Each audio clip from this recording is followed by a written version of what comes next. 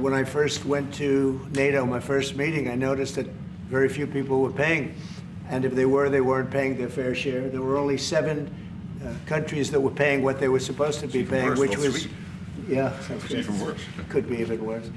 But there were just very few countries that were paying, and even the paying, it was at 2%, which is too low. It should be higher. It should be quite a bit higher.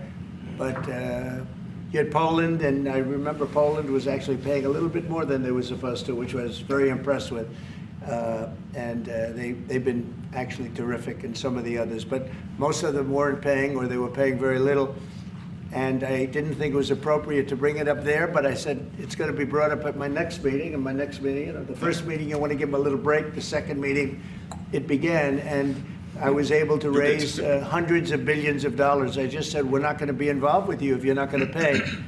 And the money started pouring in, and NATO became much stronger because of my actions and working along with a lot of people, including Mark. But they would not pay for other presidents, and I don't think other presidents even knew that they weren't paid. I asked, first question, has everybody paid up?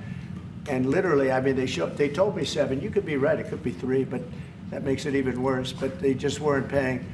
And I said, no, I won't protect if you're not paying. If you're delinquent, or if the money isn't paid, why would we do that? And as soon as I said that, you got a little hit from the press, because they said, oh, gee, that's not very nice. But if you said the other, nobody would have paid. And the money started coming in by the billions. And, hundreds of billions of dollars flowed into NATO, and NATO became strong. Yeah. And you remember that. Your predecessor, who I thought was a very good man. Absolutely. Actually. Yes, Stoltenberg. He sends his best greetings. He was terrific. Stoltenberg, Secretary General. Great And man.